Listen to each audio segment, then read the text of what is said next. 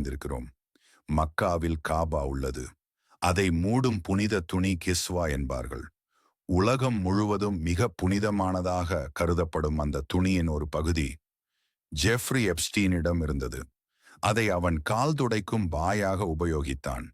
யார் கொடுத்தது என்று கேட்டால், 2018 UAE-யை சேர்ந்த அசீஷா அல் அஹ்மதி ஒரு தொழிலதிபர் ஆவார். அந்த கிஸ்வா துணி இவரிடம் இருந்துதான் வாங்கியது என்று கூறப்படுகிறது. ஒரு மின்னஞ்சலில் அஹ்மதி அந்த துணியின் மத ரீதியான முக்கியத்துவத்தை வலியுறுத்தி எப்ஸ்டீனிடம் நேரடியாக குறிப்பிட்டதாவது, இந்த கருப்பு துணியை குறைந்தது பல கோடி முஸ்லிம்கள் தொற்றுள்ளனர். மேலும் தங்களின் பிரார்த்தனைகள், விருப்பங்கள், கண்ணீர் மற்றும் நம்பிக்கைகளை இந்த துணியின் மீது வைக்கிறார்கள்.